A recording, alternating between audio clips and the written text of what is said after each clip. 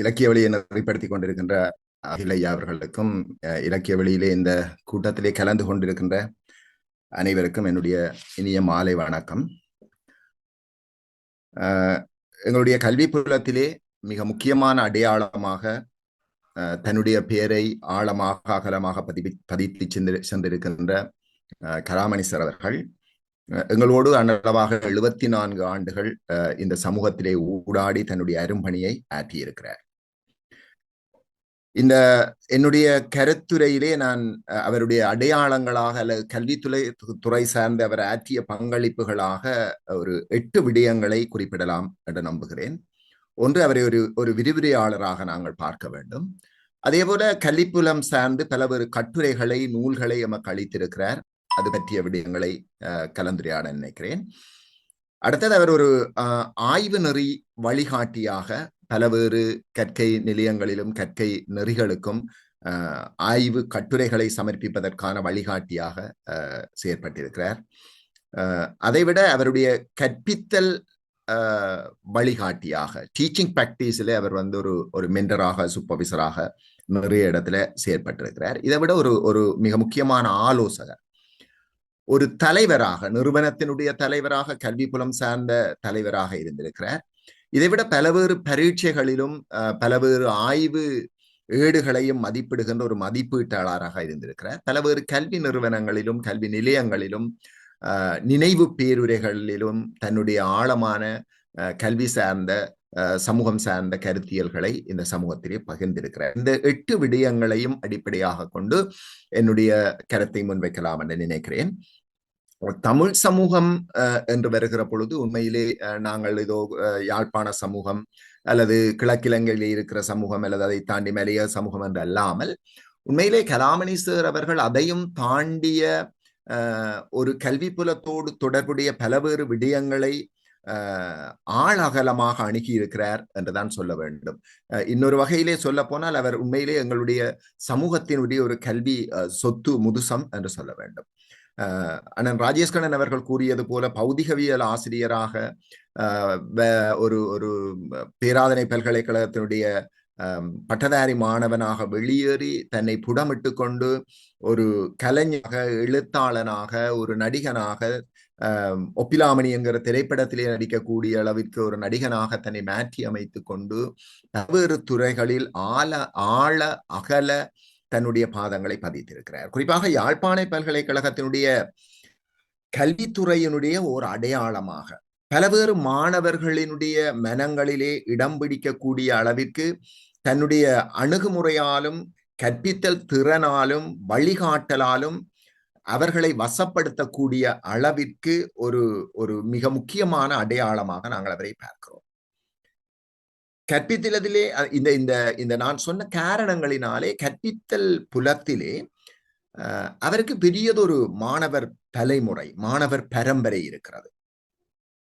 ஏனென்றால் அவர் தனியே யாழ்ப்பாண பல்கலைக்கழகத்தினுடைய ஒரு விரிவுரையாளராக மட்டுமல்லாமல் கிழக்கு பல்கலைக்கழகத்தினுடைய வருகை நிலை விரிவுரையாளராக, வவுனியா கற்கை நிலையத்தினுடைய வருகை நிலை விரிவுரையாளராக, இலங்கை திறந்த பல்கலைக்கழகத்தினுடைய கல்வி வருகை நிலை விரிவுரையாக, தேசிய கல்வி நிறுவனத்தினுடைய வருகை நிலை விரிவுரையாக, இங்கே பிஎட் கல்விமானி கற்கை நெறி, பட்டப்பின் கல்வி கற்கை நெறி, பட்டப்பின் டிப்ளோமா முது கல்விமானி, இவற்றை விட கல்வி முது தத்துவமானி, கலாநிதி பட்ட ஆய்வுகளிலே பலவேறு மாணவர்களை தன்னகத்திலே கொண்டிருக்கிறார். குறிப்பாக தேசிய கல்வி நிறுவனத்திலே கல்வி முகாமைத்துவ கற்கை நெறிகளுக்கான விரிவுரையாளராகவும் பணியாற்றி இருக்கிறார். இதற்கு அப்பாலே நாங்கள் சென்று பார்க்கிற பொழுது ஒரு கல்வி புலம் சார்ந்த மிக முக்கியமான ஒரு வளவாளராக, அது ஆசிரிய கலாசாலைகளாக இருக்கலாம், கொட்டகல ஆசிரிய கலாசாலை, கோப்பாய் ஆசிரிய கலாசாலை போன்றவற்றிலே தன்னுடைய பணிகளை மேற்கொண்டிருக்கிறார். இதைவிட கோப்பாயில் அமைகின்ற கல்வியற் கல்லூரியிலே, தேசிய கல்வியற் கல்லூரியினுடைய ஒரு மிக முக்கியமான நிர்வாக உறுப்பினராக இருந்து அதனை பலவேறு வழியிலே வழிநடத்தியிருக்கிறார். அதே போல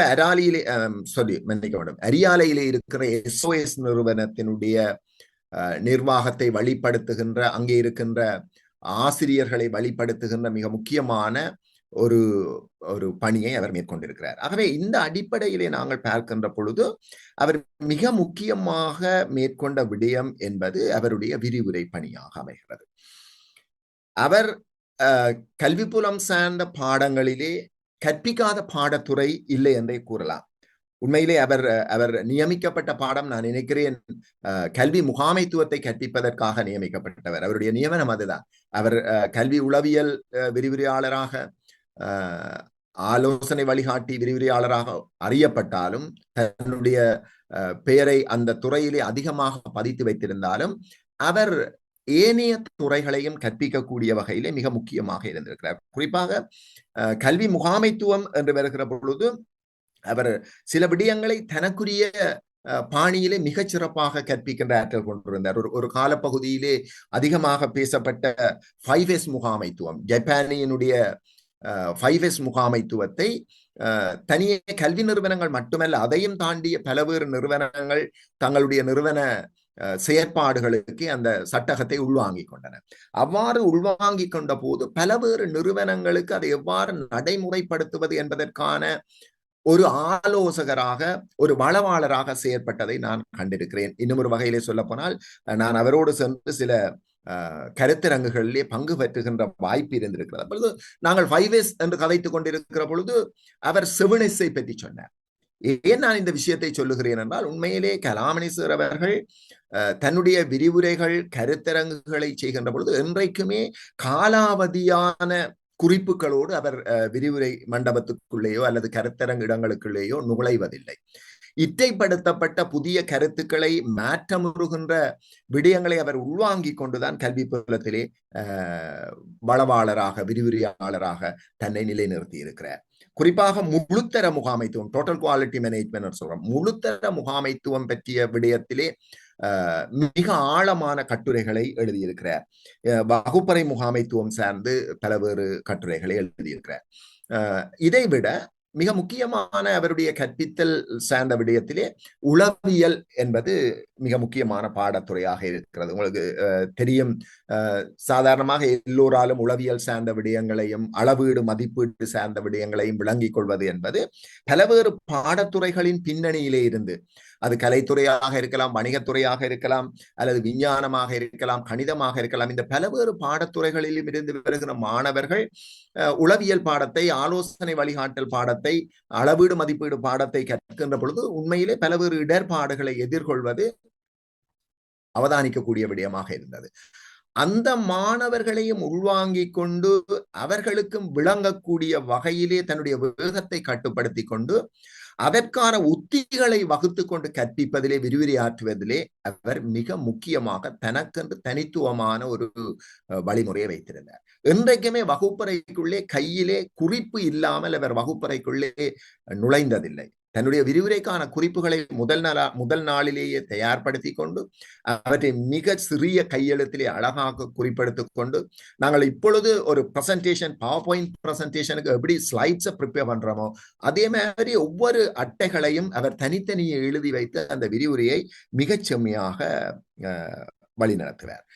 அண்ணன் ராஜேஷ் கண்ணன் அவர்கள் கூறியது போல இந்த ரோஸ் நாவல் உளவியல் பார்வை என்கிற கட்டுரை முதல்லே உண்மையிலே தென்கிழக்கு பல்கலைக்கழகத்தினுடைய ஆய்வு மாநாட்டிலே அறிக்கை செய்யப்பட்ட கட்டுரை. அன்றைய தினம் நானும் அங்கே வேறொரு கட்டுரை அறிக்கை செய்வதற்காக சென்றிருந்தேன்.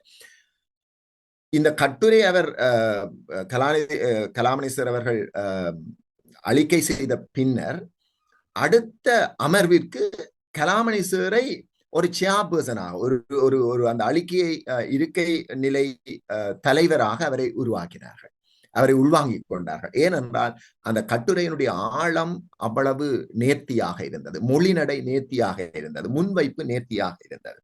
ஏன் நான் சொல்லுகிறேன் என்றால், தனியே விரிவுரை ஆற்றுவதோடு மட்டும் நின்று விடாமல் தன்னுடைய செயற்பாடுகளையும் அதற்கேற்ப ஒரு கட்டமைப்புக்குள்ளே உருவாக்கி கொள்ளுகின்ற தன்மை அவருக்கே உரித்தானது. அடுத்த மிக முக்கியமான விடயம் அவருடைய கட்டுரைகள். அவருடைய கட்டுரைகள் என்று சொல்லப்படுவை ஒரு பக்கத்திலே விரிவுரை என்று நாங்கள் பார்க்கிறோம், நேரடியாக வகுப்பறைகளிலே மாணவர்களோடு தங்களுடைய கருத்துக்களை பகிர்ந்து கொள்ளக்கூடிய வாய்ப்பு.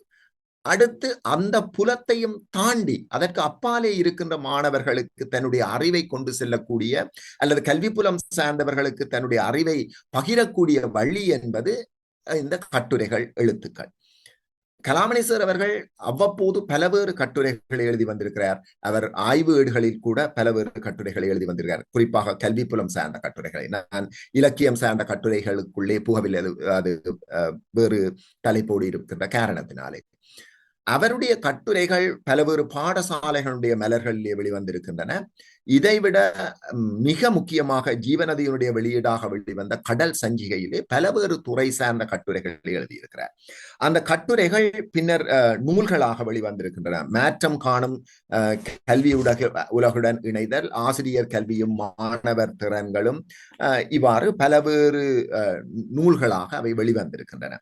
ஆக கல்வி புலத்திலே தனிய விரிவுரைகளோடு மட்டும் நின்று விடாமல் தன்னுடைய காத்திரமான கருத்துக்களை காலம் கடந்தும் நிலைத்திருக்கக்கூடிய வகையிலே கட்டுரைகளாக, நூல்களாக பலவேறு துறை சார்ந்து, குறிப்பாக அந்த கட்டுரைகளினுடைய விடயப்பரப்பை நாங்கள் பார்க்கிற பொழுது அது அது அது மாணவருடைய கல்விப்புறம் சார்ந்திருக்கிறது, கற்றல் சார்ந்திருக்கிறது, விரிவுரையாளர்களுடைய அல்லது ஆசிரியர்களுடைய கற்பித்தல் சார்ந்திருக்கிறது, பெற்றோருக்குரிய வகிபங்கு சார்ந்திருக்கிறது.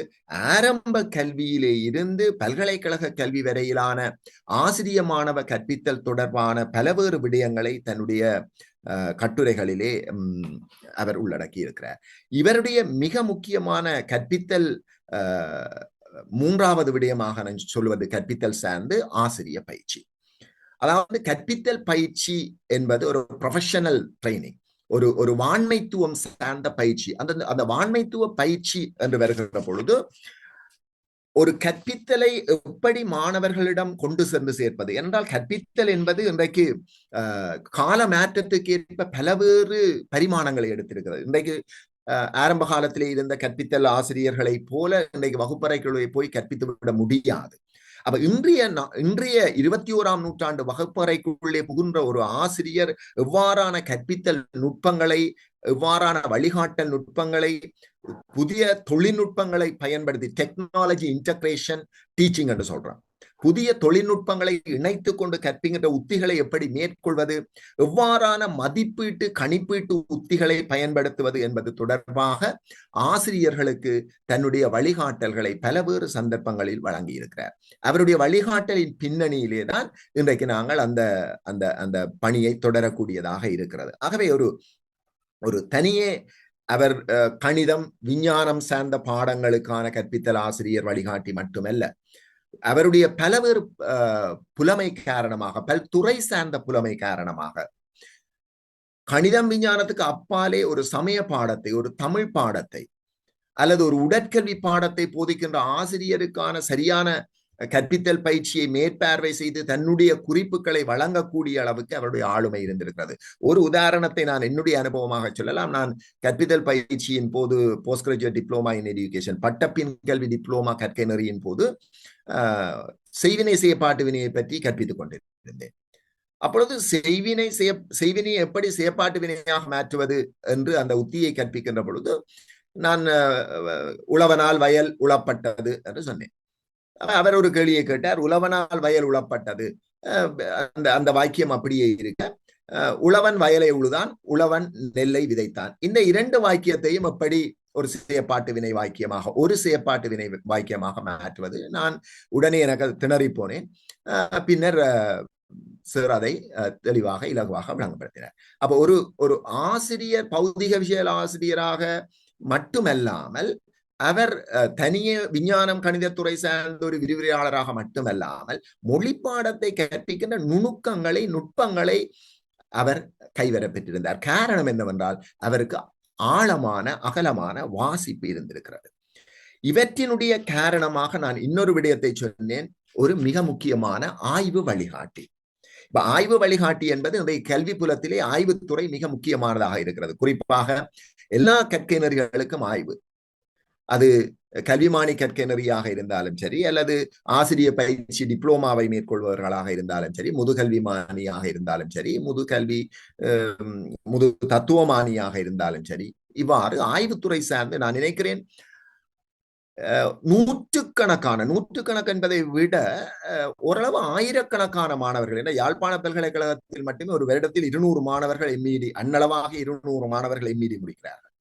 ஆகவே ஆயிரக்கணக்கான மாணவர்களுக்கு ஆய்வு முறையியலை கற்பிப்பதற்கும் நூற்றுக்கணக்கான மாணவர்களுக்கு முது தத்துவமானி முது கல்விமானி ஆய்வேடுகளுக்கு வழிப்படுத்தல்களை மேற்கொள்வதற்கும் அவருக்கு வாய்ப்பு கிட்டியிருக்கிறது. அவருடைய கைக்குள்ளாலே பலர் வந்திருக்கிறார்கள். இந்த இடத்திலே நான் ஒரு விடயத்தை குறிப்பிட வேண்டும். நானும் அவரிடத்திலே கல்வி முது தத்துவமானி கற்கை நிறைவு செய்தவன். கோப்பாயிலே இருக்கின்ற தேசிய கல்வியியல் கல்லூரியினுடைய விரிவுரையாளராக இருக்கின்ற தனபாலன் அவர்கள் கலாநிதி பட்டத்தை கலாமணிசருடைய மேற்பார்வையை கீழே பெற்றுக் கொண்டவர். அதே போல சேதுராஜா அவர்கள் கலாநிதி சேதுராஜா அவர்கள் நெல்லியடி மத்திய கல்லூரியினுடைய ஓய்வு நிலை அதிபர். அவரும் அவருடைய கலாமணிசருடைய மேற்பார்வையின் கீழே தன்னுடைய கலாநிதி பட்டத்தை பெற்றுக்கொண்டவர். நான் என்னுடைய ஆய்விலே ஒரு விடயத்தை ஆய்வு வினாவிலே சேர்த்திருந்தேன், பரிந்துரைகள் எவை என்பதை. அப்பொழுது கலாமணிசர் அவர்கள் சொன்னார், இப்பொழுது ஆய்வு முறையிலே ஆய்வு வினாவிலே பரிந்துரைகளை ஒரு வினாவாக உள்ளடக்குவதில்லை, அதை தேவை நீங்கள் உங்களுடைய ஆய்வு குறிக்கோளிலே போட்டுக் கொள்ளுங்கள் என்று சொல்லி. நான் ஏன் இந்த விஷயத்தை சொல்லுகிறேன், அவர் எப்படி புது விடயங்களை இத்தைப்படுத்திக் கொண்டார். நான் சொல்லுகிற விடயம் ஒரு 4 வருடங்களுக்குள்ளே நடைபெற்ற விடயம். இந்த விடயத்தை நான் கொழும்பு பல்கலைக்கழகத்திலே போயிருக்கிற பொழுது அங்கே இருக்கின்ற விரிவுரையாளர்களோடு உரையாடுகிற பொழுது அங்கே இருக்கின்ற பேராசிரியர்கள் அந்த விடயத்தை சொல்லுகிற பொழுது நான் பார்த்தேன் அவருடைய தொடர்பும் அவருடைய வாசிப்பும் அவருடைய இத்தைப்படுத்தலும் ஆய்வுத்துறை சார்ந்து எப்படி இருக்கிறது என்பதை. அவை கலாமணிசருடைய கையுக்குள்ளாலே வருகிற ஆய்வு மாணவர்கள் ஓரளவேனும் அவர்கள் அந்த ஆய்வு புலத்தை விளங்கி கொண்டு புடமிடப்பட்டவர்களாக வெளிவருகிறார்கள் என்ற பெயர் இன்றைக்கும் நிலவுகிறது என்றால் அது அவருடைய ஆய்வு துறை வழிகாட்டி சார்ந்த மிக முக்கியமான பண்பை இருக்கிறது. அடுத்த விடயம், அவர் ஒரு தலைவர். 5வது விடயம், அவர் தலைவர் என்கிற பொழுது நாங்கள் பல பரிமாணங்களிலே பார்க்கலாம். ஒன்று, அவர் கற்பிக்கின்ற இடத்திலே அவருடைய மெல்லிய குரலும் வகுப்பறையை முகாமை செய்து வைத்திருக்கின்ற முறையும் அவர் ஒரு தலைவர் என்பதை காட்டும். இவற்றை விட அவரோடு சேர்ந்து பல பேர் நிகழ்வுகளை ஒழுங்கு செய்திருக்கிறேன். அவர் ஒழுங்கு செய்த நிகழ்வுகளிலேயே நான் பங்கு பெற்றி இருக்கிறேன். கரவட்டி பிரதேசத்தினுடைய திருவிடையாள் மலரினுடைய ஆசிரியராக பல தடவைகள் இருந்திருக்கிறார். ஆகவே அந்த நிகழ்வுகளிலே நான் பங்கு பெற்றுகின்ற பொழுது அவர் ஒரு நிகழ்வை எப்படி ஒழுங்கமைத்து தலைமை தாங்கி நடத்துகிறார் என்பதை கண்டுகொள்ளக்கூடியதாக இருக்கும். A to Z என்று சொல்வார்கள். ஆரம்பத்திலே இருந்து முடிவு வரைக்கும் அனைத்து விடயங்களையும் குறிப்பெடுத்து வைத்துக் கொண்டு எந்த விதத்திலும் வலுவாத வகையில் தன்னுடைய தலைமைத்துவத்தை நெறிப்படுத்தி இருக்கிறார். இதிலே மிக முக்கியமாக இன்னொரு விடயத்தை நான் கூறிக்கொள்ள வேண்டும். யாழ்ப்பாண பல்கலைக்கழகத்தினுடைய கல்வித்துறையின் பதில் தலைவராகவும் யாழ்ப்பாண பல்கலைக்கழகத்தினுடைய சட்டத்துறையினுடைய தலைவராகவும் அவர் கடமையாற்றி இருக்கிறார். ஆகவே ஒரு நியமன அடிப்படையிலே அங்கீகார அடிப்படையிலே அவர் ஒரு தலைவர். அதையும் தாண்டி அவரை தலைவராக கொண்டாடுகின்ற பலவேறு சந்தர்ப்பங்கள் இருக்கின்றன. அவை கல்வி புலத்துக்குள் அப்பாலே இருப்பதால் நான் அதை விட்டு இந்த இடத்துக்குள்ளே வருகிறேன். அவருடைய கட்டுரைகளிலே மாற்றம் காணும் கல்வியுலகுடன் இணைதல் 2013ஆம் ஆண்டிலேயும் ஆசிரியர் கல்வியும் மாணவர் திறன்களும் என்கிற நூல் 2016ஆம் ஆண்டிலேயும் வெளிவந்திருக்கிறது. இதைவிட அவர் தேசிய கல்வி கொள்கையை உருவாக்குகின்ற அணியிலே 2010ஆம் ஆண்டு கால பகுதியிலே சிங்கள பேராசிரியர்களோடு சேர்ந்து நான் யாழ்ப்பாண பல்கலைக்கழகத்திலே மா சின்னத்தம்பி சேரும் தானா கலாமணி சேர் அவர்களும் 2 பேரும் தான் இருந்தார்கள். அவர்கள் அந்த கல்விக் கொள்கையை உருவாக்குகின்ற அணியிலே மிக முக்கியமாக இருந்திருக்கிறார்கள். காரணம் என்னவென்றால் ஒரு தலைவன் இருக்க வேண்டிய மிக முக்கியமான பண்பு மொழி ஆளுமை என்பது. அவர் 3 மொழிகளையும் திறம்பட கையாளக்கூடியவர். குறிப்பாக தமிழ் மொழியும் ஆங்கில மொழியும் அவருக்கு கைவரப்பெற்றது.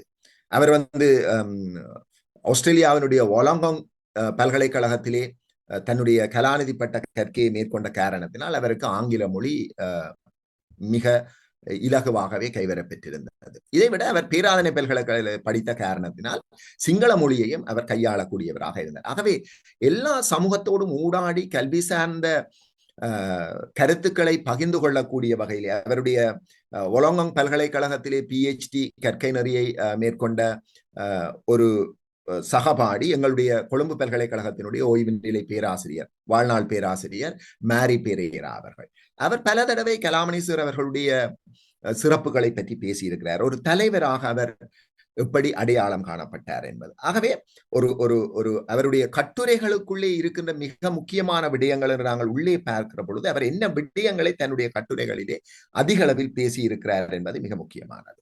இன்னைக்கு நாங்கள் பேசுகிறோம் ஆசிரிய வலுவூட்டல் என்று சொல்லுகிறோம். ஆசிரியர்கள் இன்னைக்கு 21ஆம் நூற்றாண்டுக்கான வகுப்பறைக்குள்ளே நுழைகின்ற பொழுது அவர்கள் வலுவூட்டப்பட வேண்டியவர்களாக, டீச் எம்பவரிங் என்று சொல்றோம். அவர்கள் ஒரு வாண்மைத்துவம் சார்ந்த வலுவூட்டலுக்குரியவர்களாக இருக்க வேண்டும் என்று சொல்லுகிறோம். ஏனெல்லாம் இன்றைக்கு உலகம் விரிந்து பறந்து செல்கிறது மட்டுமல்ல, ஆழமான அறிவு, நாலேஜ் எக்ஸ்ப்ளோஷன் என்று சொல்கிறோம். ஒரு அறிவு பிரவாகத்தை நோக்கி இந்த சமூகம் நகர்ந்து கொண்டிருக்கிறது என்பதை அவர் மிக தெளிவாக தெரிந்து வைத்திருந்தார். அதனாலே அறிவு தேடலை, அந்த தேடல்களை கட்டுரைகளாக விரிவுரைகளிலே மற்ற மாணவர்களுக்கு பகிர்ந்து கொள்வதிலே மிக குறிப்பான கொள்கையை கொண்டிருந்தார். இவற்றை விட அவருடைய கட்டுரைகளிலே செயல்நிலை ஆய்வு, ஆய்வு முறையியல் தொடர்பான கட்டுரைகள் மிக முக்கியமானவை. நான் அவரோடு இறுதி கணம் வரை பலவேறு விடயங்களை பகிர்ந்து கொள்கின்ற வாய்ப்பு கிடைத்தது. உண்மையிலே அவர் ஆய்வு முறையியல் தொடர்பான ஒரு நூலை வெளியிடுவதற்கான அனைத்து முயற்சிகளையும் மேற்கொண்டிருந்தார். அது வெளிவருகின்ற பட்சத்தில் ஒரு தமிழ் மாணவர்களுக்கு ஆய்வு புலம் சார்ந்து இருக்கின்ற அறிவு இடைவெளியை நிரப்பக்கூடிய ஒரு வாய்ப்பு ஏற்பட்டிருக்கும் என்று நான் நம்புகிறேன். இவற்றை விட ஆரம்ப பிரிவு மாணவர்களுடைய கற்றல் தொடர்பாக, அவர்களுடைய மொழி விருத்தி தொடர்பாக, எழுத்து தொடர்பான எண்ணக்கரு விருத்தி தொடர்பாக, மிருது திறன்கள் அல்லது மென்திறன்கள் என்று சொல்லுகின்ற சாஃப்ட் ஸ்கில்ஸ் தொடர்பாக, இதை விட புதிய கற்றல் கற்பித்தல் அணுகுமுறைகள் என்று நாங்கள் இன்றைக்கு சொல்லுகிறோம். குறிப்பாக இன்றைக்கு உலகளாவிய ரீதியிலேயே COVID-19 பின்னர் மிக பிரபலமடைந்திருக்கின்ற செல்ஃப் டைரக்டட் லேர்னிங் என்று சொல்றோம். சுய நெறிப்படுத்தப்பட்ட கற்றல், செல்ஃப் ரெகுலேட்டட் லேர்னிங், சுய ஒழுங்குபடுத்தப்பட்ட கற்றல், பிளண்டட் லேர்னிங், கலப்பு கற்றல் முறை என்று சொல்கிறோம். இந்த மூன்று விடயங்களும் இந்த வெர்ச்சுவல் நிகழ்நிலை கற்றல் அனுபவங்களின் ஊடாக பகிர்ந்து கொண்டு இன்றைக்கு எங்களுக்கு கற்றல் துணைகளை உலகளாவிய ரீதியிலே திறந்து விட்டிருக்கிறது. ஆகவே கலாமணீஸ்வர் அவர்களிடம் இருக்கிற இன்னொரு மிக முக்கியமான பண்பு என்னவென்று பார்த்தால், இந்த தொழில்நுட்பம் எனக்கு கைவராது அல்லது இதற்குள்ளே புக முடியாது அல்லது சிக்கலானது என்பது அல்லாமல் அதையும் தாண்டி அவர் அவற்றை இலகுவாக கையாளக்கூடிய விடயங்களை தேடி வைத்திருந்தார், தெளிந்து வைத்திருந்தார். COVID-19 காலப்பகுதியிலே அவர் ஜூம், பலவேறு ஆசிரியர்கள் ஜூம் இன்றைக்கு கூட இப்படி கையாள்வது என்று தெரியாது இருக்கிற பொழுது அவர் அவற்றை மிகச் செம்மையாக கையாண்டார். ஆகவே ஒரு தலைவனாக அவர் வகுப்பறைகளிலும் பல்கலைக்கழகங்களிலும் மிக முக்கியமாக அடையாளப்படுத்தப்பட்டிருந்தார். அடுத்த விடயம், அவர் ஒரு ஆலோசகர்.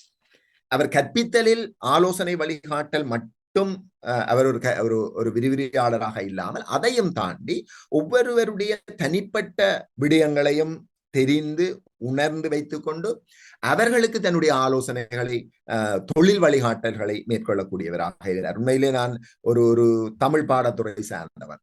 எப்படி கல்விக்குள்ளே மாறி இன்றைக்கு கல்வி பீடம் ஒன்றிலே விரிவுரையாளராக இருக்கிறேன் என்றால் அது தொடர்பான சில வழிகாட்டல்களை நான் கலாமணீஸ்வரிடமிருந்து பெற்றுக்கொள்ளக்கூடியதாக இருந்தது. உண்மையிலே நான் மட்டுமல்ல, பலவேறு கல்வியலாளர்கள் அவரிடத்திலே இருந்து சரியான வழிகாட்டல்களை பெற்று அவர்கள் இன்றைக்கு இருக்கிறார். அதே போல மாணவர்களுக்கு அல்லது எங்களுடைய பிள்ளைகளுக்கு ஒரு பிரச்சனை என்கிற பொழுது நாங்கள் அவரிடம் சென்று கேட்கிற பொழுது நேர்த்தியான வழிகாட்டல்களை மேற்கொள்ளக்கூடியவராக அவர் காணப்படுகிறார். இவற்றை விட இன்னும் 2 விடயங்களை பற்றி நான் பேச வேண்டும். ஒரு மதிப்பீட்டாளராக, ஒரு பேச்சாளராக அவர் இப்படி கல்வி புலம் சார்ந்து பணியாற்றி இருக்கிறார் என்பது. இதை தவிர நான் இன்னொரு விடயத்தை மட்டும் கூறிவிட்டு போகலாம். இந்த சாஃப்ட் ஸ்கில்ஸ், செல்ஃப் மெருது திறன்கள், சுயநெறிப்படுத்தப்பட்ட கற்றல், சுய ஒழுங்குபடுத்தப்பட்ட கலப்பு கற்றல் முறைகளை பற்றி சொல்லி இருந்தேன். அதே போல 21ஆம் நூற்றாண்டுக்கான திறன்கள் என்று சில திறன்களை 21st century ஸ்கில்ஸ் என்று சொல்லுகிறோம்.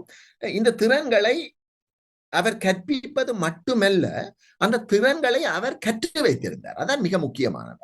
அதை 3 திறன்களாக பார்க்கிறார்கள். ஒன்று அடிப்படை திறன்கள், அவை எழுத்து, விஞ்ஞானம், கணினி தொழில்நுட்பம், பொருளாதாரம், அதைவிட பண்பாட்டு திறன் இவை போன்றவற்றை அந்த அடிப்படை திறன்கள் கருதுகின்றன.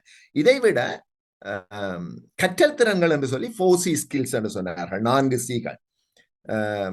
ஒரு சேர்ந்து கற்றல், தொடர்பாடல், சேர்ந்து இயங்குதல், அதே மாதிரி கிரிட்டிக்கல் திங்கிங், தர்க்க ரீதியான சிந்தனை என்கிற விடயங்களை அப்ப அவரிடத்துல பார்த்தா தர்க்க ரீதியான சிந்தனை மிக மிக தெளிவாக இருக்கிறது.